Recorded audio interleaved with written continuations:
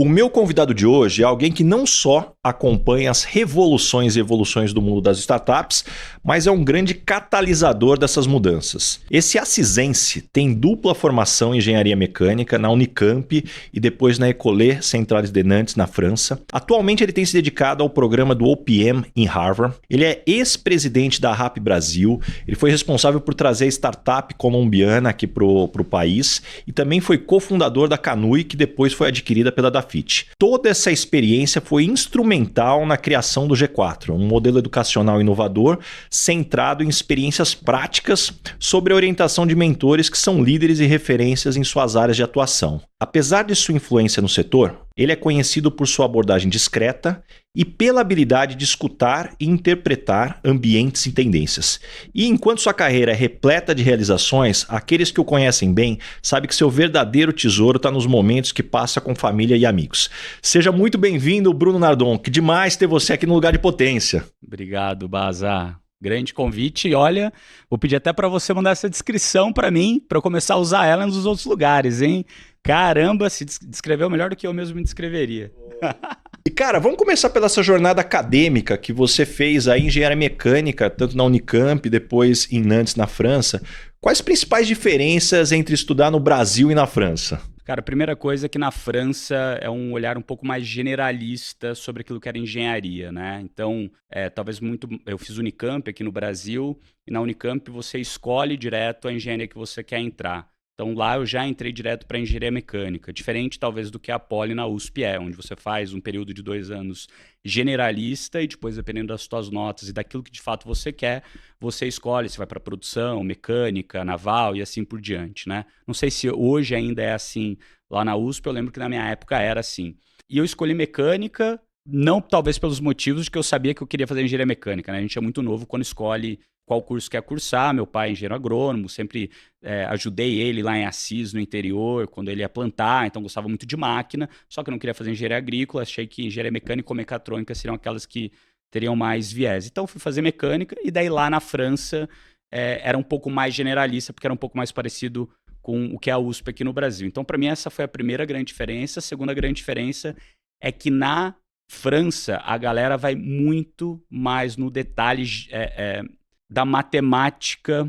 Cara, eu não sei a palavra para descrever isso. Assim, a matemática que a gente aprende aqui no Brasil, ela é muito mais aplicada ao dia a dia. A matemática que eles utilizam lá, ela é muito mais conceitual para ser aplicada em N casos diferentes. Então, ela é muito mais difícil, porque ela é muito mais abstrata do que aqui no Brasil. Aqui no Brasil, você vai aprender a matemática para usar em física, em cálculo. Você vai aprender lá em cálculo 1, cálculo 2, integral, derivada, integral tripla, teorema de Euler, várias coisas nesse sentido que são abstratas, mas mais aplicáveis, e lá eu achei muito mais abstrata. Acho que essas são as grandes diferenças aí no meu ponto de vista. E como que essa formação em engenharia moldou sua abordagem e mentalidade no mundo dos negócios? Boa pergunta. Na minha cabeça, cara, eu sempre gostei de entender o porquê das coisas, né? Entender o porquê das coisas. Eu nunca gostei, por exemplo, de decorar uma fórmula matemática, porque uma fórmula matemática, ela nada mais é do que uma composição de elementos básicos com um racional em cima que te fazem chegar nessa fórmula matemática. E como eu nunca gostei de decorar as coisas, eu sempre quis entender como elas funcionam. Qual que é aquele elemento básico e o seu racional, como o seu raciocínio lógico para chegar na fórmula. Então, quando você fala lá do teorema de Pitágoras, você pensa por que né, o quadrado dos catetos é igual à soma da hipotenusa, né, do quadrado da hipotenusa. Por que isso? Quando você faz o triângulo retângulo e faz um quadrado em volta deles, você fala, esse quadrado aqui dá a soma desse. Então, nunca precisei decorar a fórmula. A ao quadrado mais B ao quadrado igual a C ao quadrado. Então, esse tipo de coisa, quando você entende a raiz das coisas e tem um raciocínio lógico em cima dessa base elementar, isso faz com que você consiga resolver qualquer problema, mesmo você não tendo decorado a fórmula para aquele problema. Então, quando eu penso nisso e transporto isso para o mundo dos negócios, eu sempre me perguntei, mas o que é o elemento básico que forma esse conceito que a gente está discutindo aqui?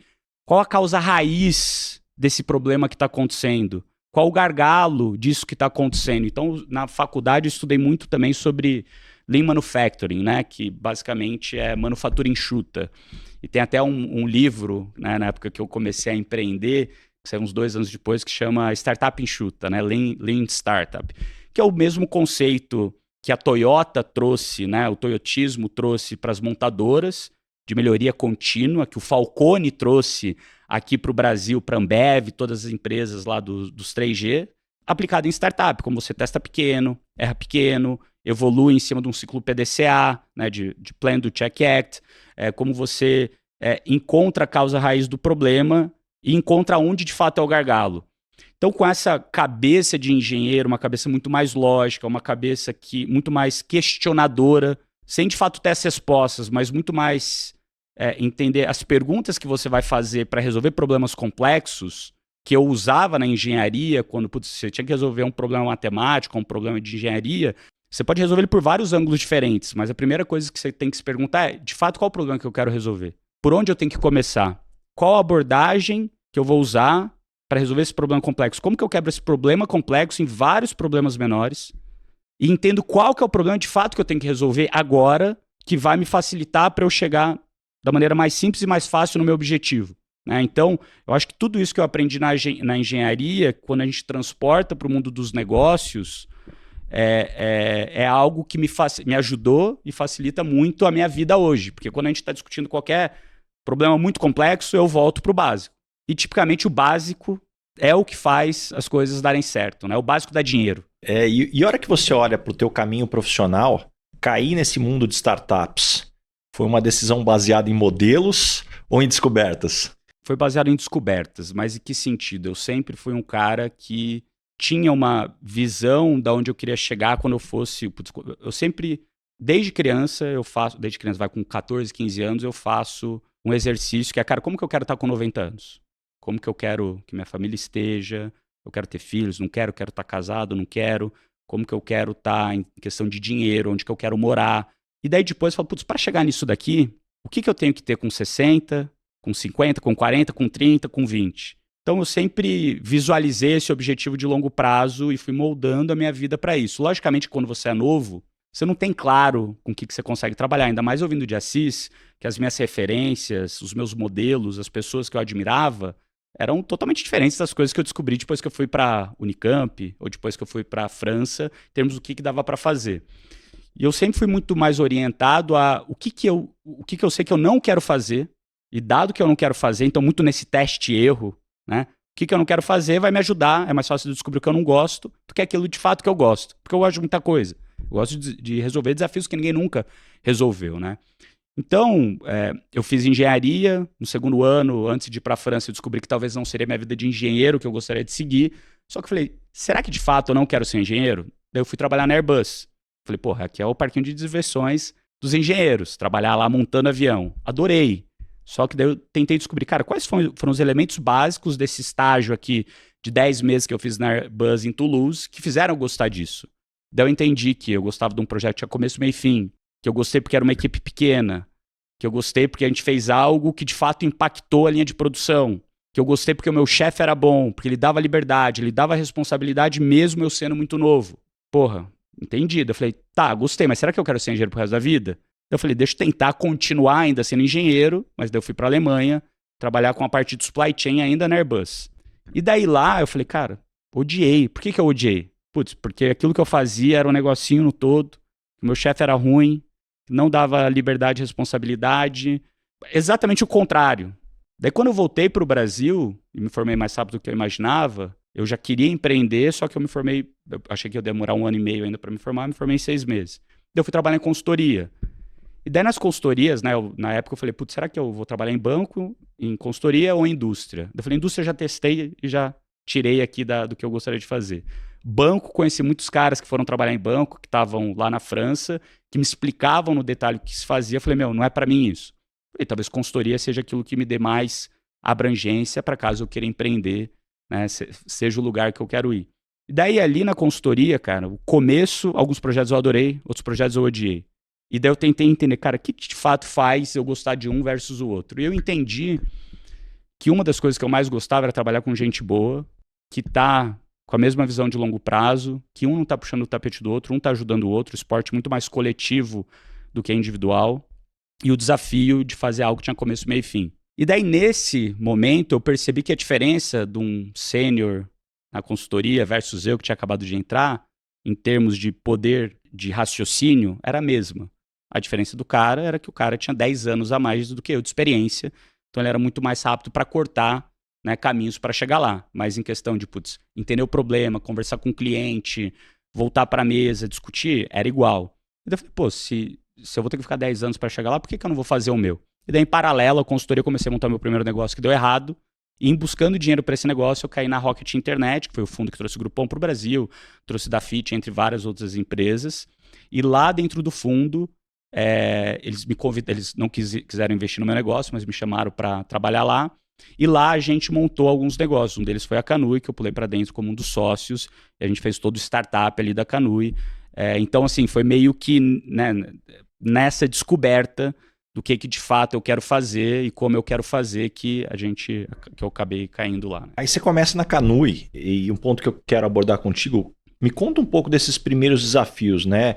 Especialmente essa questão de fluxo de caixa, que lição que você tirou desse período? Cara, a Canui foi um momento, assim, para mim, de muito aprendizado. Eu tinha, uma experiência talvez de 1 ano trabalhando, onde eu fui líder de alguns estagiários, para o momento que a gente começou ali com 5, 6 pessoas no time da Canui, expandiu muito rápido. Então, em 3, 4 meses já estava com 40, cara, em 6 meses já estava com muito mais gente, 1 ano já estávamos ali com 100 e poucas pessoas, em 2 anos, cara, com 200 e tantas, até quando a gente vendeu lá para a Dafit no começo de 2015, com quase 1.000 pessoas no time.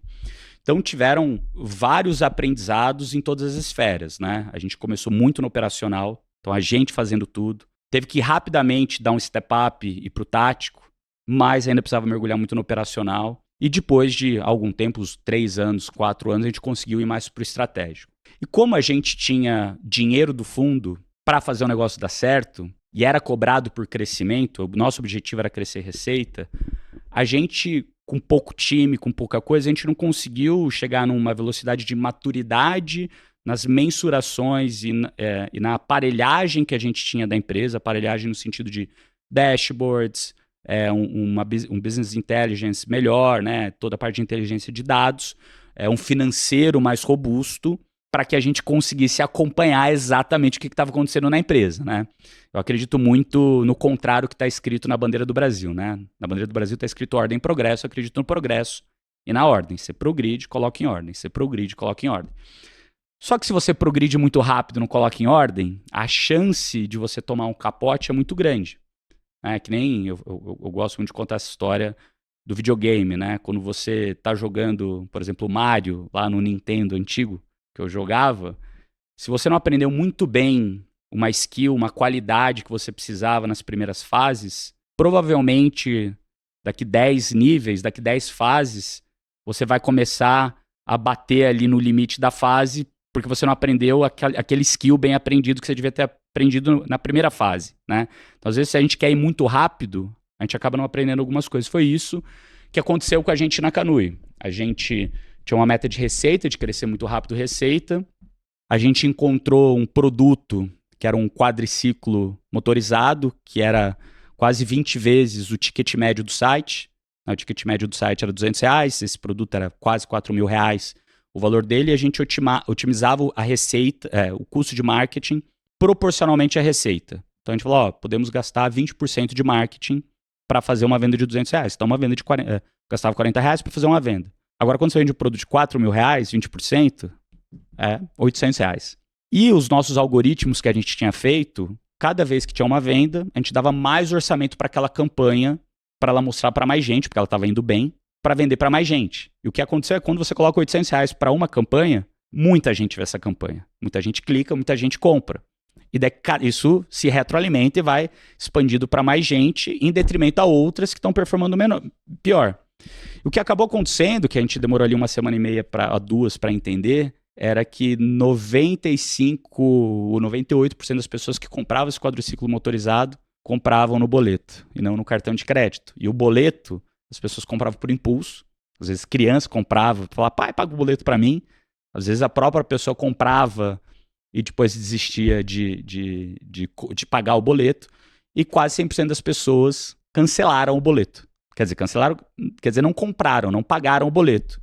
Então a gente achou que a gente ia ter uma receita 3 vezes maior, a gente teve um custo 3 vezes maior de investimento de marketing, e na hora que a gente viu, aquela receita não se realizou, aquele dinheiro não entrou, e aquilo fez com que o nosso fluxo de caixa desse uma barrigada muito grande, e fez com que a gente tivesse que tomar decisões muito difíceis naquela época, de decisões de gestão de fluxo de caixa, que foram muito duras naquela época. Os 3 meses depois desse foram muito duros para todo mundo que estava ali na Canoe. Eu ganhei 15 quilos, ganhei uma úlcera no estômago, perdi um monte de cabelo, né? Então, assim, foi uma época muito difícil, porque a gente quase quebrou, mas foi esse momento que fez com que a gente, de fato, entendesse o jogo do varejo online. E aí, passado aí essa tormenta, em que momento você percebeu que a Canoe tinha potencial para ser adquirido por uma Dafiti? Sempre foi o objetivo? A gente foi uma das primeiras empresas do grupo Rocket a fazer break-even, né? A dar lucro. Porque a gente tinha um objetivo, uma missão de crescer a empresa muito, mesmo dando prejuízo, e tinha uma teoria de um ganho de escala grande. Quando você tiver numa escala muito grande, você vira a eficiência, e daí a eficiência vem num volume muito alto. O que aconteceu é que quando a gente quase quebrou, que foi logo ali no começo, um ano e pouco, um pouco menos de um ano, ali mais ou menos um ano de empresa, a gente falou, cara, não dá pra gente viver de funding, pô, a gente não tá afim de quebrar a empresa. Então a gente virou muito rapidamente a chave para eficiência. E daí, desse momento, um ano depois, a gente já estava lucrativo. E a gente começou a ficar lucrativo consistentemente e com boas métricas de lucro líquido para esse tipo de negócio. O que chamou a atenção do fundador da Rocket, que são os irmãos Summers, né? Eles chamaram a gente para um evento global da Rocket, desse fundo, para a gente falar do nosso case de sucesso lá. E a Dafiti foi uma das empresas investidas por eles também. Então eles investiram na Dafiti com vários outros investidores que não eram nossos investidores. E daí depois dessa conferência, o Oliver chamou a gente e falou, olha, eu quero colocar um cheque maior em vocês para vocês crescerem mais ainda. E daí, na hora que ele falou isso, começou a existir uma dúvida, né, dele com os outros sócios que tinham investido também na Dafiti, se não faria sentido a gente fundir essas operações para a Tricai, que era uma empresa aqui no Brasil também de e-commerce, mas mais focado para criança, roupa e artigos para criança, da gente juntar todo mundo aqui no Brasil e mais outras empresas também que tinham uma visão de fashion, de moda, e-commerce de moda, global, para a gente criar um grande grupo e esse grupo fazer IPO. Então essa venda que a gente fez lá para a Dafiti foi uma venda que para a gente fez sentido, porque a gente fez parte de um grupo maior, e nesse grupo maior a gente tinha o objetivo de fazer o IPO global, né, que a gente fez lá na Alemanha, 2017, 2016, se eu não me engano, fez o IPO lá fora. Então para a gente foi algo muito positivo, porque nós como sócios da operação, né, lá na Rocket, tinha um esquema que os sócios não tinham tanta participação na empresa. A gente tinha participação, uma participação boa até, mas a gente falava, pô, a gente não é majoritário na empresa para poder pivotar ela, porque a gente entendia que o jogo de e-commerce era um jogo legal, bacana, que dava lucro, mas que tinham outras visões e outros negócios que iam dar muito mais lucro que aquilo. Então, putz, se a gente tivesse spin-offado a parte nossa da plataforma, que era própria, para fazer software. Dava para ter criado um software muito bom para middle market, para PME, que hoje, putz, um Shopify ocupa, uma loja integrada ocupa, né, que grandes globais ocupam. Então a gente via outras maneiras de monetizar muito mais do que só o varejo. Só que a gente falou, putz, não faz sentido a gente fazer isso porque a gente tem uma participação pequena aqui no negócio, faz mais sentido a gente olhar um path to exit, né, um caminho para a saída desse negócio. Então, na hora que surgiu essa oportunidade, a gente falou, vamos se juntar, vamos lá para cima, a gente faz IPO e em algum momento a gente tem liquidez desse negócio. E aí, olhando para a tua experiência, poxa, uma história super bem sucedida na Canoe, você vai parar no Rappi, cara, implantando, cara, um modelo com todas as particularidades do nosso mercado. Quais foram os principais desafios nessa implantação? O que acaba acontecendo com muita gente é que quando você tem uma experiência muito clara num tipo de negócio, você tem sucesso, você acredita que aquela mesma regra, aquelas mesmas coisas que você fez naquele negócio, se você copiar e colar e implantar em outro, vão dar certo também naquele outro. E a gente, ainda bem, aprendeu vendendo a Canui para a Dafit, que não é bem assim que a história funciona. A gente implementou muita coisa da Canui na Dafit, mas a gente também entendeu o histórico que fez a Dafit chegar naquele tamanho e não dar lucro. Então, quando a gente vê que tem duas maneiras diferentes de você chegar no mesmo lugar, pra gente, né, da Canui, foi muito bom no senso de ser mais humilde quando você entra num negócio que é diferente do teu, mesmo que tenha a mesma base, mas que teve um objetivo diferente. Quando eu fui pra Rappi, eu já fui com esse mindset, porque quando a gente quase quebrou a Canui, eu abri em paralelo, junto com 2 outros sócios, um negócio de investimento em outras startups, algumas ali que deram super certo, e eu sempre entendi que investir em startups era muito mais o pay for learn, era o meu MBA, era pagar para aprender. Então eu colocava 100 mil reais, 200 mil reais numa startup, e fim de semana, ou durante o fim do dia, eu ajudava muito o fundador dessa startup a fazer o negócio dar certo. E o que a gente aprendia lá, eu aplicava na Canui, o que a gente aprendia na Canui, eu aplicava lá, e o que eu aprendia em uma startup, trazia para outra, e putz, todo mundo crescia mais e mais rápido, né? Então, quando eu fui para a Rappi, eu já tinha um pouco dessa cabeça de que a pegada lá ia ser diferente. E daí, o contexto de Rappi, quando eu entrei ali no começo de 2017, a Rappi tinha acabado de levantar um Series A, ela estava na Colômbia, tinha aberto o México estava começando a crescer, e para levantar o Series B, ela falou, pô, vou pôr o pezinho no Brasil, e na hora que eu colocar o pezinho no Brasil, vou começar a crescer lá, para ser uma das minhas teses. Tipo, Colômbia tá indo bem, já tô mais maduro aqui, tem algumas cidades que são profitable, puta, México tô expandindo super rápido, e putz, Brasil tô começando, já tá tudo pronto para virar chave e rápido. Então, os primeiros 7 meses foram 7 meses de fazer muito com muito pouco, muito parecido com a Canui. Então, cara, foi trazer e ambientar a tecnologia para cá. Então, os desafios de trazer e ambientar a tecnologia para cá, sem ter o time de dev aqui, foram muito difíceis. Porque os devs estavam na Colômbia, desenvolvendo coisa para a Colômbia e para o México, e o Brasil era muito menos priorizado. E daí, para mim, foi uma experiência diferente, onde antes eu tinha, né, eu era o motorista do busão, e agora eu tô no primeiro lugar do passageiro. Eu tô do lado do motorista, mas eu tenho que falar para ele, cara, vai para a direita, vai para a esquerda, cuidado com o buraco. Não era eu que estava dirigindo algumas coisas, né? Então, esse desafio de conseguir prioridade num outro país, sabendo que esse outro país tem prioridades, e você não pensar só no máximo local, mas pensar no máximo global da empresa, foram muito difíceis, porque eu era sócio, né, do todo. Então, ao mesmo tempo, e isso acho que foi muito bem acertado, quando eu entrei, eu falei, cara, eu não quero ser sócio da operação local, senão só vou olhar meu umbigo. Eu quero ser sócio da operação global, porque daí, quando a gente tiver que fazer uma decisão difícil, de, putz, a gente prioriza Brasil ou um país que precisa mais agora, eu vou falar, pô, priorizo o país que precisa mais, porque eu entendo que precisa mais. Então, essa primeira dificuldade. A segunda dificuldade era que tinham competidores muito grandes aqui no Brasil, o Uber Eats estava aqui, a iFood estava aqui, então a gente teve que achar um ângulo de entrada totalmente diferente do que esses caras estavam, eles eram muito consolidados em restaurante, e a gente entrou ali pela lateral de ser os caras bons de supermercado rápido, e supermercado era o nosso diferencial, o qualquer coisa, né, que era show de bola, você entra lá e pede qualquer coisa, o entregador ia lá no estabelecimento, comprava com um cartão pré-pago, e trazer o produto para você, é algo inimaginável e que a gente usou muito isso ao nosso favor. E junto com isso, né, de competir com esses caras grandes que estavam no mercado, conseguir rapidamente parecer que a gente era muito grande. Porque parecer que a gente era muito grande, né, não basta você ser grande, você também precisa parecer grande, né, não basta... tem até aquele conto, né, acho que é de César, né, que falava, não basta ser fiel, você precisa parecer fiel. A mulher de César. A mulher de César, exato. Então, o que a gente fez foi escolher regiões pequenas da cidade, então a gente começou aqui em Vila Olímpia, Itaim, onde a gente aumentou a densidade de pedidos muito rápido. E a gente caracterizou os entregadores de Rappi, as bags de Rappi, coisas que ninguém fazia antes, por vários medos que existiam na época, né, de jurídico, etc. Então, um outro desafio de competir com essa galera foi, cara, como que a gente faz isso rápido, como a gente cresce rápido aqui no Brasil. E daí depois um terceiro desafio, que foi no fim do ano de 17 para 18, que foi quando a gente recebeu esse aporte grande de, cara, agora pisa no acelerador. Porque eu não tinha preparado a estrutura sênior aqui do Brasil para virar a chave para a gente, cara, crescer super rápido. E a gente saiu de atender São Paulo para atender 20 cidades em menos de um ano. Saiu de, sei lá, 100 pessoas para 1.000 e poucas pessoas em menos de um ano.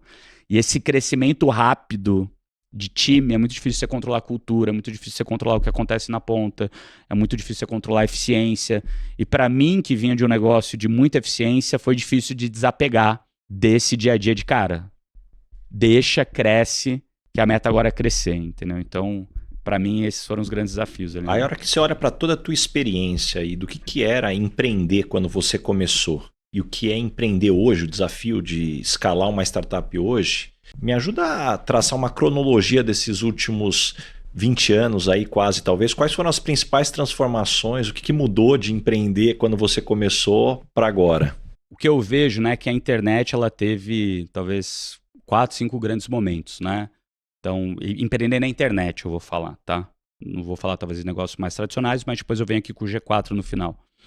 Quando você pensa ali antes dos anos 2000, que foi a bolha da internet, era tudo mato. Putz, penetração de internet era baixa, eram muitas pessoas, assim, muito mais Estados Unidos que estavam fazendo coisas lá e o Brasil estava meio que importando para cá os modelos que funcionavam de lá para cá e ainda muito mais infraestrutura no Brasil. De 2000, depois pós-bolha, 2002, 2003, meio que deu uma secada assim que eu vejo no Brasil, e daí veio uma nova era de vários negócios, como o Buscapé, vários negócios legais de internet aqui no Brasil, os portais, né, Terra, UOL, etc., que foi até ali 2008, 2009. E daí depois de 2009, né, que eu chamo a 2.0, depois de 2009, 2010, veio a 3.0, que foi quando os fundos de investimento começaram a olhar para o Brasil. Antes disso, eram muito poucos fundos de investimentos que olhavam para o Brasil. Então a Rocket Internet veio, a Monax montou nessa época, a Kazek também veio mais ou menos dessa época, lá de um dos fundadores do Mercado Livre. E daí você começa a ter dinheiro que leva gente de outras indústrias para o mercado de tecnologia. E essa galera, que foram ali a galera do começo de 2010, 11, 12, que é onde eu me insiro, é uma galera que aprendeu muito e fazer na raça. Não tinha tanto dinheiro em abundância, mas tinha algum dinheiro. Né? Porque você ter muito é ruim, ter pouco é ruim. Mas você tinha um dinheiro ali bom, onde você conseguia criar e testar muita coisa. Só que, diferente de hoje em dia, você não tinha um monte de ferramenta pré-pronta que você tem. Então, o meu primeiro negócio, que foi um marketplace de professor-aluno, que deu errado, eu demorei 4 meses eu tentando programar o negócio. Hoje em dia, eu montaria o mesmo site que eu queria montar lá em 2010 em 2 dias. Porque já tem um monte de sistema pré-pronto na internet, que você paga um aqui R$100, paga outro 200, paga outro 300, junta tudo e funciona. Lá atrás não tinha isso. Então hoje, criar um negócio na internet, entre aspas, é mais fácil. E daí ali 2010, 2011, 2012, começou a ficar muito popular o celular, o smartphone, que foi para mim uma mudança de paradigma também, que eu vejo que todas essas grandes mudanças de paradigma, onde a atenção do público vai, você tem muita oportunidade nisso, né? Então, com a vinda da internet, quem aprendeu a usar a internet antes, surfou. Daí depois vieram as mídias sociais. Quem aprendeu a surfar mídias sociais ainda, Facebook, Orkut, como que chamava? MySpace, eu acho que era. MySpace, Orkut, Facebook, cara, ainda no desktop. Daí, cara, quando veio pro celular, foi um outro paradigma novo, de um lugar de atenção que você pode criar muita coisa e onde a simetria é muito grande, porque ninguém ainda está fazendo. Então, todas essas mudanças de paradigma, você tem muita simetria que você, se você souber explorar, você consegue usar ao seu favor. E daí, quando você vê ali 2011, 12, tiveram muitos investimentos, daí 13, 14 secou de novo, porque teve problema do dólar, que o dólar subiu pra caramba, o governo que tava não ajudou muito, teve impeachment na época, eu acho que teve, né? Acho que foi nessa época que teve impeachment. Daí, não lembro se foi nessa época, mas putz, eu lembro que o dólar subiu pra caramba e pra gente foi super ruim lá na Canui. Daí 2015, 16, o mercado ainda tava, né, em termos de venture capital, meio vazio. E daí 16, fim de 16, começo de 17, você começa com a vinda do SoftBank, de vários outros fundos, a ter, cara, um mundo brasileiro muito forte para empreendedores que agora já estavam ali há 7 anos empreendendo ou eram funcionários, diretores, gerentes ou cofundadores de negócios ali da época de 2010, 2011, que já tinham experiência, que tinha dinheiro e que agora, quando você junta essas duas coisas, putz, surgem vários negócios, né? Então ali 16, 17 para mim foi um momento, cara, borbulhante na economia brasileira, né? Quando você pensa em venture cap, que daí veio 18, 19, 20, voou, e agora a gente volta ali numa correção 21 e 22, né? Que hoje o mercado de venture capital está um pouco mais a risco, porque o juro subiu muito. Mas é como tudo na vida e como tudo no Brasil, são ciclos. O que eu vejo de positivo é que veio tanto dinheiro para o setor que tem muita gente que agora conhece e que sabe como trabalhar numa startup, sabe como trabalhar numa empresa de tecnologia. Quando eu comecei, não existia o termo startup. Quando eu comecei, você viu que eu falei para você, tinha banco, consultoria ou indústria. Agora tem outro negócio que é startup. Startup não era sexy. Startup eram os renegados lá que putz, não se encaixaram no resto e vão fazer essas coisas, né? Então, eu vejo um pouco dessa evolução aí do mercado de empreendedorismo em tecnologia no Brasil. Quando você vem para o mercado tradicional, cara, o mercado tradicional que é onde o G4 hoje atua, né? Educando esses empreendedores, os empreendedores tradicionais, os caras que levam o Brasil nas costas, os caras que, cara, geram aí 80% do trabalho, né? Dos empregos no Brasil, os caras ali de 5 a 500 milhões, cara, que é 80% das empresas no Brasil, quase mais do que isso, né, em termos de receita, mas em termos também de emprego. Cara, essa galera tem um negócio que eu chamo que é o Founder Market Fit. O fundador tem uma qualidade muito clara que encaixa com aquela dor do mercado. Então a gente estava conversando esses dias atrás com o Paulo da Alura, né? A Alura, poxa, o Paulo, cara brilhante, super legal, e também trabalha em educação, né, mas mais voltado para o público desenvolvedor. E quando você vê a história dele, ele foi um cara que fez engenharia de computação, daí fez mestrado, daí lá em 2004, 2005 ele começa a Alura. Cara, ele era um nerd que gostava de computação e começou a ensinar isso para as pessoas. E daí o negócio começa a crescer, e ele foi pegar investimento agora, recente, 4 anos atrás talvez, que a Crescer entrou, que outros fundos entraram e que fez o negócio dele voar. Mas isso que é o Founder Market Fit. E quando os alunos vêm no G4, você vê, putz, o cara que é muito bom em vendas e que cria algo que esse skill dele faz ele sobressair o resto da galera. O cara que é mais nerd, que faz um negócio que é mais introspectivo, que faz isso acontecer e dar certo. Então, tipicamente, né, quando você pensa no empreendedorismo raiz, que eu chamo, que são os mercados tradicionais, cara, isso para mim nunca mudou, nunca acabou, nunca parou. Só que para quem mora em São Paulo ou quem vem no mundo de tech, está acostumado a isso, né? E vê a bolha. E a real é que o Brasil fora da bolha é gigantesco, cara. E isso para mim é sensacional. E hoje o G4, cara, claramente vem se tornando uma grande referência e transformando o setor de educação no Brasil. Na tua visão, o que vocês trouxeram de experiência no sentido de que erros vocês deixaram de cometer que fez com o G4 acelerasse? Porque não basta você estar num bom mercado, né? Quanto menos casca de banana, né, você consegue evitar ali no meio do caminho, você acelera esse crescimento. O que eu acredito, assim, que foi um alinhamento dos astros, né? É que eu sempre estudei outros negócios para aprender sobre outros negócios e ver como eu aplicava naqueles negócios que eu estava executando. Então eu sempre estudei muito sobre várias outras coisas e sempre estava atento às oportunidades que estavam nascendo ali, né? Então, putz, uma galera trabalhando com educação online, putz, que isso daqui que tá rolando? Mas eles nem sabem o que eles estão ensinando, eles nunca empreenderam na vida para ensinar o que eles estão fazendo, mas, pô, tem demanda, pelo que eles estão falando aqui, parece que tem espaço. Com uma vinda grande de social media, né, de influenciadores. Cara, a gente na Canu, em 2013, já fazia influenciador sem chamar influenciador. A gente abriu uma empresa em paralelo que chamava H1N1 Digital. H1N1, não sei se você lembra na época, que viralizou, né? Algum H1N1 digital, viral digital, que era para viralizar as coisas, que era exatamente para ser uma empresa de influenciadores. Então eu já acompanhava esse mundo de influenciador há muito tempo. Eu investi em uma empresa de educação financeira, onde a pessoa, né? Onde a gente falava, cara, a gente tem que ser muito bom em SEO, quer ser bom no orgânico no Google, tem que ser muito bom no YouTube, que é onde tem muito tráfego, tem que ser muito bom em Instagram, Facebook, que são os 3 lugares que tem muita atenção. Então, quando você vê esses astros se alinhando, você fala, opa, tem coisa aqui, tem coisa boa. E a gente entendeu que na educação tradicional, principalmente para esses donos de médias empresas, essa galera que fatura de 10 a 200, 300 milhões por ano, eles têm uma dor muito grande, que eles têm esse founder market fit, né? O fundador encaixa bem com o mercado, é um cara tipicamente que teve estudo, às vezes fez faculdade, mas aprendeu muito na raça. E quando você dá 2 ou 3 troques, 2 ou 3 ferramentas para esse cara que já tem um negócio que vai bem, só que ele não tem a mesma profundidade que a gente teve ou que a gente viveu e traz essas 2 ou 3 metodologias, 2 ou 3 ferramentas e a pessoa aplica, o negócio, cara, abriu uma boca de jacaré e cresce muito rápido. A gente começou a ver isso acontecendo, porque muita gente chamava a gente para conversar, para entender, para aprender com a gente, para fazer uma palestra num lugar, no outro. Então, quando a gente começou o G4, a gente não começou com uma ideia disso virar uma empresa grande, mas muito mais de solucionar um problema local que a gente via acontecendo, e em vez da gente ir até as pessoas virem até a gente. E na terceira turma, e no começo veio muita gente que era early adopter, né? Aqueles primeiros que seguiam ali o Thales, que o Thales sempre foi uma pessoa referência no mundo do empreendedorismo no Brasil e sempre soube capitalizar muito bem isso para a imagem dele. Então, desde sempre, ele é convidado a dar palestra, etc. Eu nunca entendia por que isso acontecia, porque eu estava na Canui, o negócio estava crescendo tão rápido que nem o deles, mas nunca chamava na Canui. Daí, depois que eu fui para Rappi, eu entendi, porque é um negócio super sexy.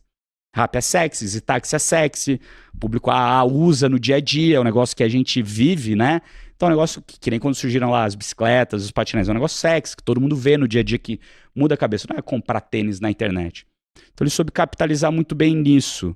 E na terceira, quarta turma lá do G4, a gente viu que os empreendedores que iam eram os empreendedores tradicionais. Mudou um pouco o público. Daí a gente falou, opa, tem negócio e a gente não consegue sonhar pequeno, né? A gente sempre sonha grande nas coisas que a gente faz. E foi ali que a gente falou, opa, tem negócio, vamos estruturar isso. Antes eram 2, 3 pessoas trabalhando no time. A gente estruturou a empresa, estruturou um time e começou a pisar no acelerador. Então, o que eu vejo que a gente não pisou na casca de banana, né? Foi ter muito claro em, primeiro, ter audiência, em provar que o produto funciona, em não querer crescer custo rápido no começo, até ter certeza que aquele teste deu certo, para daí sim falar, galera, agora vamos pisar no acelerador, porque todos nós tínhamos coisas em paralelo na época, né? A gente colocou o Tony, que é o nosso quarto sócio, que aparece menos, para ser o CEO da companhia, para ele tocar full time. Então, cara, foca agora nisso para a gente crescer com mais previsibilidade. Uma outra casca de banana que a gente via, a gente toma muito cuidado, que a gente nunca quis criar um negócio só para gerar caixa. A gente quer criar algo para gerar valor. O que quer dizer gerar valor? A gente entende que gerar valor, a empresa não pode depender da gente. Thales, Alfredo e Nardon.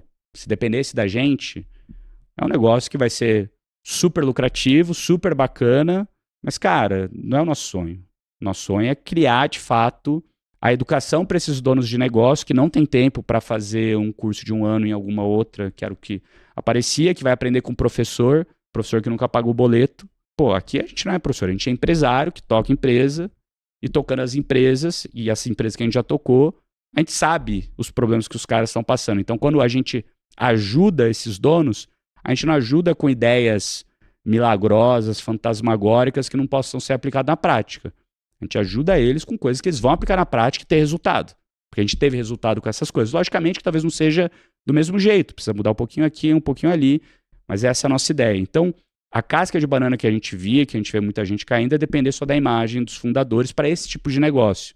Então, rapidamente, a gente já fez essa mudança dos nossos perfis para o G4 Educação. Hoje, o G4 Educação, o perfil, se eu não me engano, está quase chegando a 1 milhão de seguidores, que é muito maior do que os nossos. Cada vez a gente quer focar mais nisso, trazer gente boa junto com a gente, como, por exemplo, você, o Vabo, o Bernardinho, o Julião, o Marcelo Toledo, o Henry, o Theo Orozco, trazer vários outros mentores, que não só a gente, que tenham track record comprovado, que sejam pessoas de muita relevância e que saibam muito na prática aquilo que eles fazem, para que isso não dependa da gente, que isso tenha valor de longo prazo, de uma maneira que se a gente sair do negócio, o negócio não dependa da gente. Daí que a gente entende que, de fato, o negócio tem valor. Então, talvez essas 3 coisas aí são cuidados que a gente tomou no negócio ao longo do tempo. Né? E uma coisa que fica muito clara para todo empreendedor à medida que escala é o quão importante é a cultura organizacional, né, para o sucesso das empresas. Como que você aborda a criação e manutenção de uma cultura forte? Cara, assim, para mim, cultura tem a ver com pertencer. Todo mundo quer pertencer a algo. Então, quando você pensa em pertencer, né, e você volta talvez quando a gente era mais jovem, criança, adolescente, a gente pertencia a coisas, né? Pertencia ao grupo da escola, pertencia talvez ao grupo do esporte que você praticava. No meu caso, praticava natação, você provavelmente basquete, né, pela sua altura. Putz, tinha gente que ia para a igreja, fazia parte do grupo da igreja. Você ia no clube lá fazer teu esporte, então você também tinha os amigos do clube. E em cada grupo desses, esse grupo tinha uma dinâmica diferente entre si. Mas claramente você tinha ali aquele pertencimento àquele grupo. Quando você traz isso para a vida adulta, o lugar que a gente mais passa tempo, até mais tempo do que com a família, são com as pessoas que você trabalha junto. Se você não pertence a esse lugar, de fato, talvez você não vai ter a estamina, a paciência, o vigor, o propósito de ficar lá por muito tempo. Qualquer solavanco, que todas as empresas passam por solavanco, né, eu faço normalmente coisas que tipicamente eu gosto menos para poder, em alguns % do meu tempo, fazer aquelas coisas que eu realmente adoro. Mas, cara, a nossa vida é resolver problema, né, no dia a dia.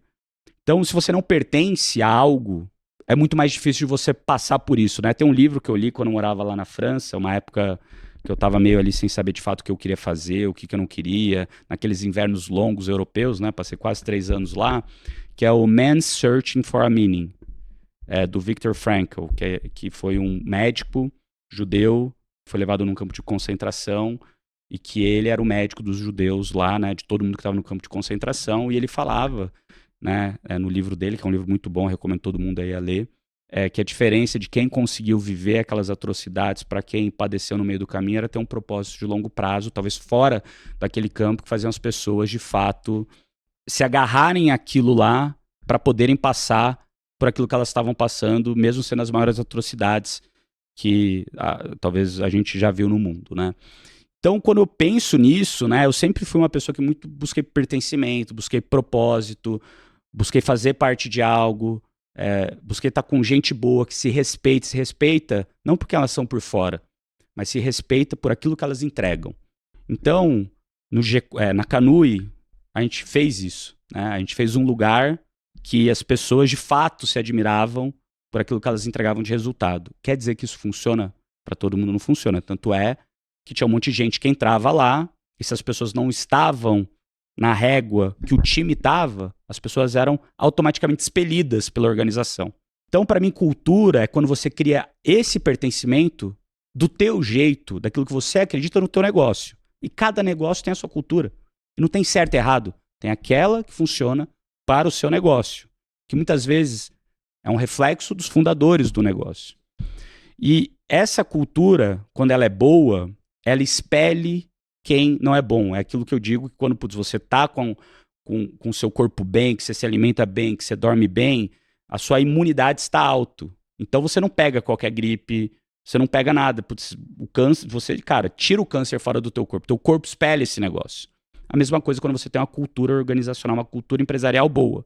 Como montar isso, como fazer isso, daí já é um pouco mais difícil. O jeito que eu crio tipicamente é garantindo que as pessoas têm unicidade no objetivo, então elas tenham claro onde é o objetivo e que todo mundo entenda o preço a ser pago para chegar lá. Uma coisa que eu adoro aqui no que você está falando, e eu sempre falo isso nas minhas palestras, tem muitas definições de cultura, mas tem uma que particularmente eu me tornei fã ao longo do tempo, que a cultura é formada pelos piores comportamentos que você tolera. Isso vai dizendo até onde as pessoas podem ir do que elas fazem errado dentro dessa dinâmica. Eu acho que esse alinhamento é fundamental. Mas eu quero puxar um outro tema agora que, dentro da tua experiência agora, com tudo que você já viveu, hoje como é que você define sucesso? E o que ele significa para você? Cara, eu acho que sucesso depende da expectativa. E a expectativa depende do seu objetivo.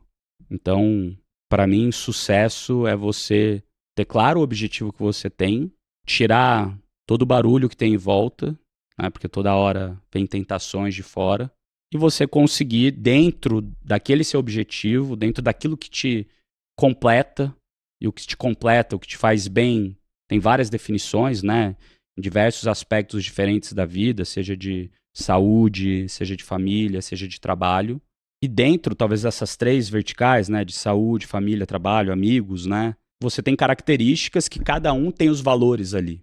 E para mim, sucesso é você, dentro daquilo que você se coloca como objetivo, que se você coloca para você mesmo como expectativa, que você consiga preencher essas coisas. Talvez anteriormente, para mim, em algum momento, sucesso era ter dinheiro. Só que eu descobri que eu nunca fui atrás do dinheiro, eu fui sempre atrás dessas coisas, né? O que de fato eu faço que me deixa feliz, que me deixa com tesão, que faz eu acordar de manhã com vontade de trabalhar. E eu descobri que o que eu gosto de fato é de resolver desafios que ninguém nunca resolveu. Porque talvez venha dessa minha curiosidade desde criança de entender os elementos básicos de como as coisas funcionam. E para mim, o que, né, o que me dá tesão no dia a dia é isso, cara. Como eu consigo fazer algo que ninguém nunca fez em um setor que ninguém nunca fez. Então, quando a gente olha a Canu e fazer um negócio, ter dado lucro muito rápido, pô, enquanto o Netshoes perdia dinheiro pra caramba, enquanto o online de todas as empresas davam muito prejuízo, da Fit dava prejuízo pra caramba, pô, puta vitória, entendeu? A hora que eu escuto você falando, fica muito claro a importância de você se conhecer, né? O autoconhecimento é o básico. Conhece a si mesmo, aí de Sócrates já vem de muito tempo esse mantra filosófico. Qual que é o modelo que você encontrou, já que eu estou na minha frente aqui, um cara que gosta de criar modelos aí para se conhecer, se perceber, para evitar aí essas armadilhas? Cara, assim, você começa a se conhecer quando você sofre, né? Eu acho que ninguém... Se você tá na sua zona de conforto, você não evolui, você não cresce. E talvez durante a minha vida, desde quando eu era criança, tiveram alguns momentos marcantes nela que eu fui levado, talvez, a momentos extremos onde eu tive que pensar sobre mim mesmo. Então, eu acho que muitas vezes as pessoas vão com o fluxo, né? Elas não param para pensar, porque pensar dói. Então, eu sempre tento tirar momentos de solitude. Eu gosto de ficar sozinho, cara. É bizarro. Eu gosto de ficar com meio... Porra, me adoro, me amo, real, assim, bem egocêntrico no sentido humilde da palavra, sabe? Eu não tenho nenhum problema de passar um dia sozinho. Eu gosto. E, de fato, entendendo o que tá na minha cabeça. Então, muitas vezes, assim, o modelo que eu criei sempre foi pensar nesse futuro que eu falei no começo. Cara, como que eu quero estar lá na frente e o que eu preciso fazer para chegar até lá? E muitas vezes entender quais são os medos que eu tenho no caminho. Então, por exemplo, se eu vou fazer algo novo, e às vezes eu tô ansioso, eu tento parar e pensar, por que eu tô ansioso? O que significa para mim estar ansioso? Por que eu estou com medo? O que de pior pode acontecer? E daí na hora que eu falo o que de pior pode acontecer, eu coloco o pior bem lá embaixo. Eu falo, tá, e se acontecer isso? Quais são os meus planos para reverter isso de alguma maneira ou viver bem com isso? Quais são as consequências disso e como que eu faço para brigar contra isso? E se tudo de bom acontecer? Qual que é o meu plano? O que eu vou fazer? E tipicamente, né, não acontecem os extremos, acontece algo entre lá e cá. Só que quando você seta o teu pior medo e você já tem um plano de ação, e você fala, pô, não vai ser tão ruim assim se isso acontecer, isso te facilita muito para você tomar decisões difíceis. E o autoconhecimento, para mim, vem de você, se eu não tenho um framework claro, mas vem, pelo menos para mim, você enfrentar essas coisas difíceis. E assim, recentemente, talvez 1 ano e pouco, eu tenho feito terapia também. Algo que tem me ajudado bastante, né? Análise, porque muitas vezes a gente acha que a gente consegue resolver nossos problemas sozinhos, a gente consegue se conhecer sozinho, mas muitas vezes tem coisa que a gente não consegue acessar sozinho e que quando você está conversando com alguém, só o fato de falar em voz alta aquilo, você já começa a se responder coisas e alguém te dando óticas diferentes, né? Como é que você equilibra razão e emoção? Cara, quando eu era novo, eu era muito emocional. Depois de me fuder algumas vezes sendo emocional, eu comecei a conseguir respirar antes para ser um pouco mais racional. Mas é algo que é difícil, né? De você conseguir equilibrar, pelo menos no meu ponto de vista, assim, eu sou hoje muito mais racional do que emocional, mas eu tenho uma cara que transparece muito aquilo que de fato eu penso. E eu prefiro, quando em momentos de dúvida, ser eu mesmo, sabe? E o ser eu mesmo é não pensar muito, é só agir. E esse agir, talvez, esse impulso de agir, é um impulso mais emocional, que você é você mesmo, e quando você é você mesmo e as pessoas começam a perceber que tem consistência naquilo, elas começam a entender também a sua tomada de decisão. Então, eu tento muitas vezes parar, pensar, perguntar, ouvir os diversos pontos de vista diferentes sobre um problema antes de julgar.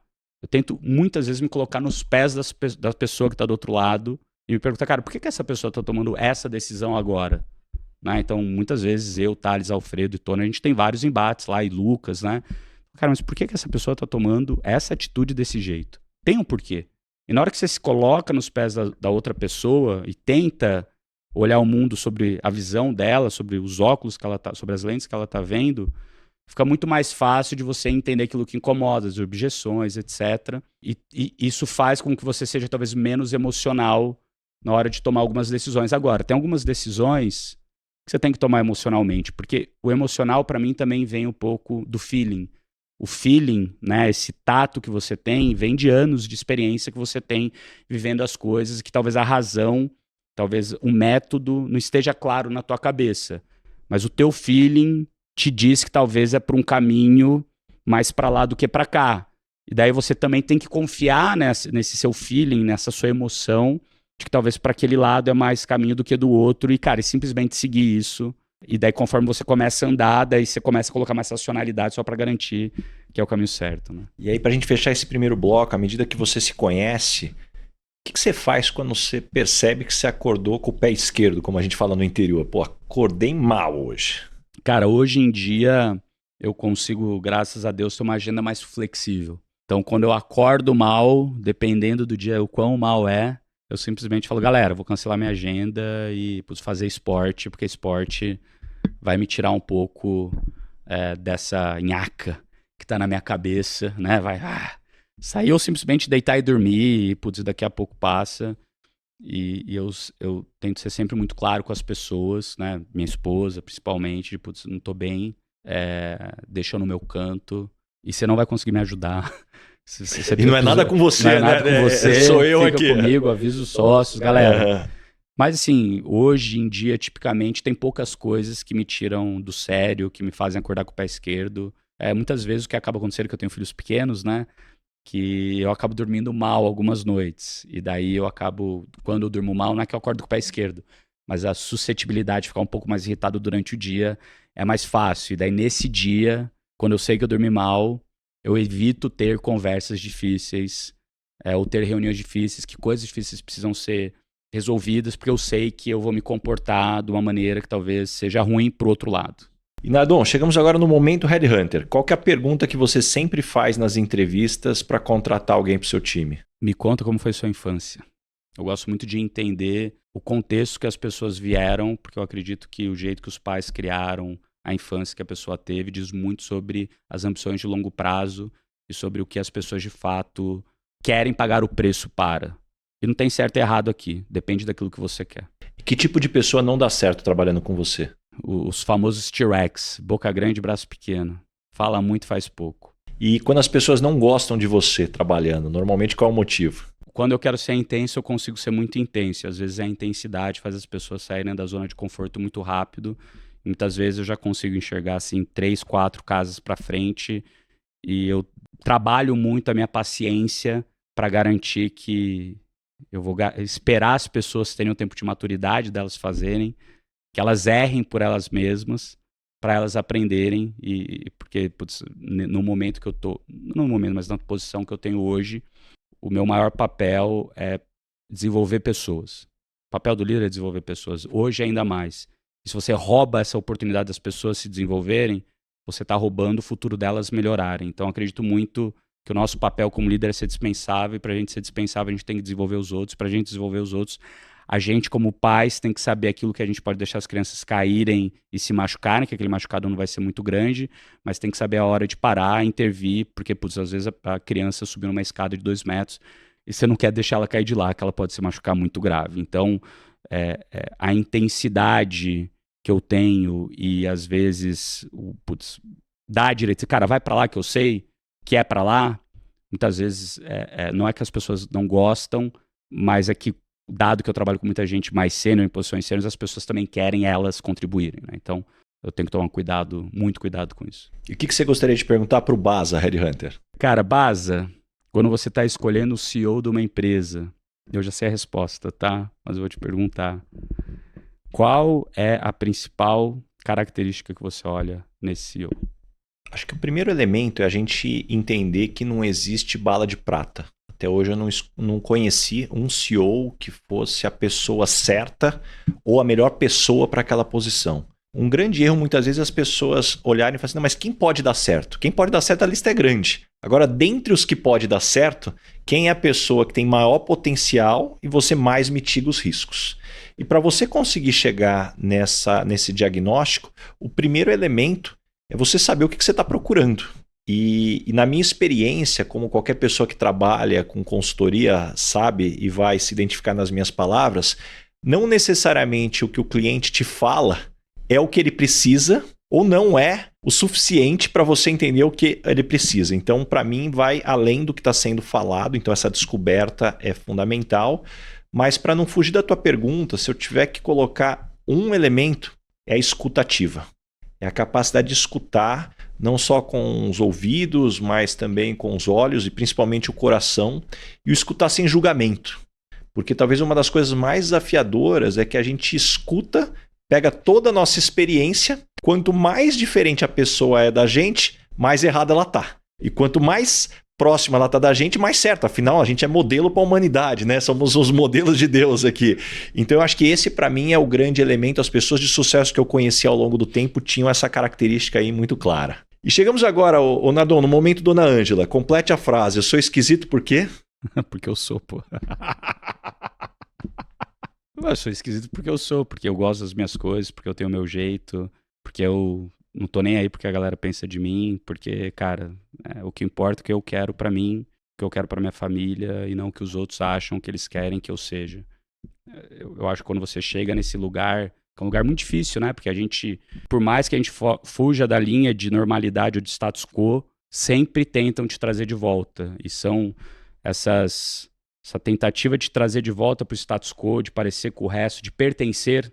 Acho que esse é o ponto, de pertencer, que volta lá para o começo que eu falei, que às vezes te leva a você se desviar do teu foco de longo prazo. Então, putz, quando eu era moleque, um monte de amigo meu fumava, um monte de amigo meu bebia. E eu poderia ir para esse caminho também para pertencer àquilo lá. Mas eu falei, não é para mim, porque eu tenho confiança em mim mesmo daquilo que eu quero. E tá tudo bem, e cada um é de um jeito e tá tudo bem, então... Adorei. E qual o maior perrengue ou situação engraçada que você já passou no mundo corporativo? Perrengue, essa história aí do quadriciclo motorizado que a gente quase quebrou, putz, foi um puta perrengue. Cara, sócio que você adorava e que o negócio tava indo super bem, e que depois por algum motivo teve briga e acabou não continuando. Assim, são todos os perrengues que todo mundo vive no dia a dia. Eu acho que eu vou mais para situações divertidas, que são as coisas mais legais, né? Cara, quando a gente começou a Canui, que a gente tava indo num time pequeno, numa sala, a gente ficava até, cara, meia-noite, 1, 2 da manhã trabalhando lá no escritório, a gente faturava, sei lá, 5 mil, 10 mil reais por dia na época. Não era nada, era muito pouco. E a gente fazendo o plano de negócio, olhando pro futuro lá, pô, vai ter um dia que a gente vai bater 1 milhão por dia de faturamento. No dia que a gente batesse 1 milhão, já tava meio bêbado de sono, sabe? No dia que a gente batesse 1 milhão, eu falei pra galera, tá vendo aquela fonte que tem aqui no prédio? Os caras assim, eu vou pular de cueca naquela fonte, vocês escolhem a cor da cueca. Daí depois, 1 ano e meio depois, no Black Friday, a gente bateu 1 milhão. E daí todo mundo veio cobrar. Qual foi a cor da cueca? Todo mundo tá nos escutando. Foi laranja, que era a cor da Canui. Tem até um vídeo meu lá no meu Instagram, lá, @bruno.nardon.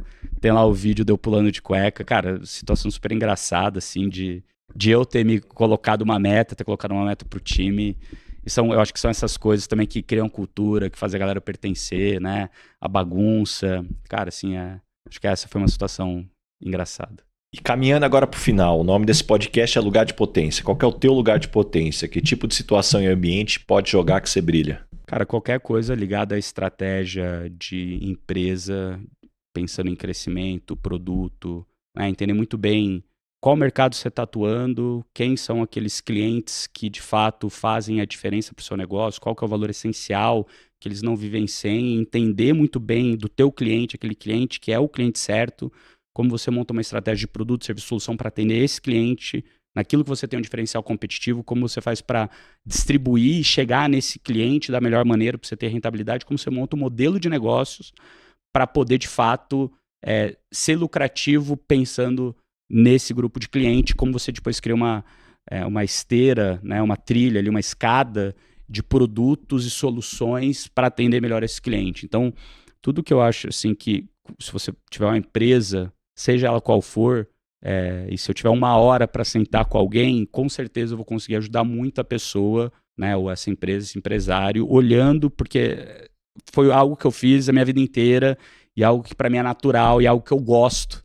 Eu acho que esse eu gosto é o que faz a diferença e onde, putz, me dá tesão de fazer, de pensar, que tipicamente são desafios que poucas pessoas conseguem ver as nuances desses ângulos de entrada para as empresas conseguirem se diferenciar uma das outras. E me conta uma verdade que as pessoas não costumam dizer e, na sua opinião, é fundamental para se ter sucesso. É difícil essa, cara. Que assim, acho que uma que todo mundo, cada vez menos, pelo menos na internet, a galera, né, não sei se costuma dizer ou não, é que, cara, você precisa pagar o preço para chegar onde você chega. Pagar o preço, existem várias maneiras de você pagar esse preço. Existe você trabalhar mais, existe você abdicar de coisas, existe você abdicar do curto prazo para olhar um longo prazo. Para mim, essa é uma verdade que as pessoas até falam, mas eu acho que as pessoas não entendem de fato o que ela quer dizer. Porque assim, muitas vezes pagar o preço quer dizer, cara, você abrir mão de curto prazo para olhar o longo prazo mesmo. O G4 poderia estar dando 3 vezes mais lucro hoje. A gente não quer, porque a gente entende que é uma construção de longo prazo. Essa é uma das coisas, né? De pagar o preço, putz, não adianta você se comparar com os outros. E eu acho que o outro, junto com isso, que talvez as pessoas falhem ou não, é que você precisa saber os sapos que você tem que engolir. Que na sua vida não é só brilhar. Você vai ter que engolir sapo, só que você tem que escolher os sapos que você vai engolir, né? Tem sapos que você aguenta pro bem da empresa, pro bem da nação e pro seu bem, e tem sapos, putz, isso aqui passou da linha que, cara, que toca a minha vida, cara, isso daqui eu não aguento, tô fora. Então, eu acho que saber bem balancear essas duas coisas, né, dos sapos que você engole e do preço que você paga, dado o momento que você tá, dado aquilo que você acredita, dado o seu objetivo de longo prazo, dado aquilo que você tem de valor em você mesmo, que você se sente feliz e em sucesso, são coisas para mim que as pessoas falam um pouquinho aqui, um pouquinho ali, mas ninguém de fato entende o que é isso na prática. O que você aprendeu nos últimos 12 meses, seja em conhecimento ou habilidades? Cara, aprendi a contar muita história para os meus filhos à noite, para eles dormirem, cara. Assim, para mim, família é um pilar essencial da vida. Eu tenho a sorte, agradeço a Deus de eu poder ter tido filhos num momento de vida mais flexível, entre aspas. Não quer dizer que eu trabalho pouco, eu trabalho diferente, né? Com outros tipos de intensidade, onde eu posso curtir os meus filhos, e é algo que talvez 98% da população mundial, né, tem que trabalhar de manhã até a noite, e muitas vezes não consegue conviver com os filhos, acaba, cara, convivendo nos fins de semana, e eu tenho me colocado algumas regras claras de parte de manhã estar com eles, cara, tentar estar em casa antes deles dormirem, depois eu volto a trabalhar, mas assim, aprender a contar história para filho dormir é a coisa mais maravilhosa do mundo. Show. E me indica 3 pessoas bacanas para eu convidar para esse podcast e ter uma conversa como essa. Julian Antonioli, já conversou com ele ou não? Ainda não, preciso trazer o Julian para cá. Um cara legal. O Marcelo Toledo, outro cara legal. E o Henry. O Henry faz isso. Sabe que a gente trabalhou junto, ele me né, falou, cara? Pô, Eu preciso trazer aí, preciso bater a agenda. Henry, pô, você tá nos escutando aqui, vamos bater essa agenda, vamos fazer dar certo, cara. A gente foi, né, ele tá junto lá com o Edu Lira no Gênero do Falcões, né? E daí a gente foi ver a Favela 3D. Eles estavam, né, é um projeto lá do Gerando Falcões, cara, projeto maravilhoso. A gente foi até a favela e é 1h e pouco daqui até lá, né? E a gente foi no carro juntos. Então, cara, a gente nunca tinha tido de fato esse tempo só eu e ele pra trocar ideia. A gente foi conversando daqui até lá e na volta de lá até aqui. E ele me contou essa história. Que vocês começaram na Michael Page ali mais ou menos na mesma época. Exatamente, cara. Sou super fã do Henry. A gente já fez muita live juntos, mas ainda não gravamos. Precisamos gravar. Foi ótimo você ter falado aqui. Vou terminar esse episódio aqui. Vou mandar mensagem pra ele. E tem uma pergunta aqui, Nardon, que eu faço pra todo mundo que passa por aqui. O que é felicidade pra você? Cara, eu acho que eu já respondi essa. Felicidade pra mim é igual ao sucesso. E sucesso pra mim é você ter muito claro aquilo que você quer pra você em saúde, família, trabalho e amigos. E você ser meio que Caxias, assim, se desviar pouco daquilo que você acredita que é bom pra você. Porque se você tá fazendo isso, você não percebe que você é feliz. Porque quando você percebe que você é feliz, você talvez não tá sendo feliz, sabe? A felicidade é quando você tá presente em algo e que não tem nada te distraindo. Então, talvez essa seja, né, eu tava falando aqui, e talvez essa seja pra mim a definição. Felicidade é estar presente. No mundo de hoje é tão difícil você estar presente. Quando de fato você está presente no lugar, que nem a gente está aqui agora, sem distrações, é um momento de felicidade para mim. Porque eu não estou olhando o celular, eu não estou com nenhuma outra preocupação de fora. E tem momentos assim que né, esse lance que eu acabei de falar, de ficar com os meus filhos e tentar estar presente, que nem sempre você consegue, porque às vezes tem muita coisa acontecendo e você não consegue também, mas quando você tá presente, cara, são as pequenas coisas, os pequenos detalhes que você vê, que você, pô, não acaba, não para tempo, né? Putz, fazer kitesurf pra mim é um momento que eu tô super presente também, que se eu não tô presente eu capoto, entendeu?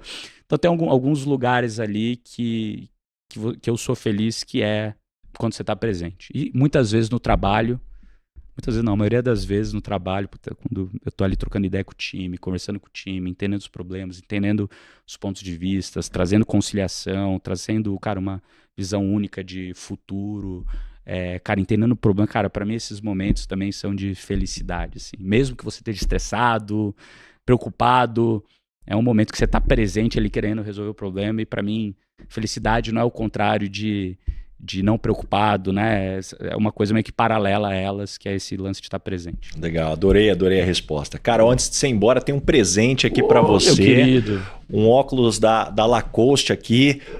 A Marchon, que é um grande parceiro nosso aí, que fabrica os óculos da Lacoste e distribuem aqui no Brasil. Aqui, eles estão sempre nos apoiando aqui. Dá uma olhada no perfil do nosso convidado aí, manda sempre um óculos aqui para acertar. Obrigado. Vamos ver aí, aqui, Lacoste, hein? Olha só, hein? Ficou legal, bom, hein? Meu? Tava precisando de um. Os tá... meus eu perdi um último aí, então... Não, já tá no jeito agora. Vou sair aqui já usando ele. E Nadon, pra gente fechar aqui, como é que as pessoas te encontram? Que projetos que vem pela frente? Deixa teu recado aí para quem quer continuar te acompanhando. Boa, pessoal, @bruno.nardon, vocês me encontram lá no Instagram. Se vocês forem olhar no YouTube também, tenho 2 podcasts, um Papo de Gestão. Eu tenho que te convidar para o Papo de Gestão, que você já teve lá no Extremos com a gente, comigo, com o Alfredo também. E queria dar um presente aqui para a turma. Posso? Vamos lá. Bom, pessoal, se vocês entrarem lá no meu Instagram, @bruno.nardon, escrever na minha DM lá no direct, Basa, B-A-S-A, Basa, eu vou dar um presente para vocês, que são 2 coisas, tá? Um deles é um modelo de reunião one-on-one.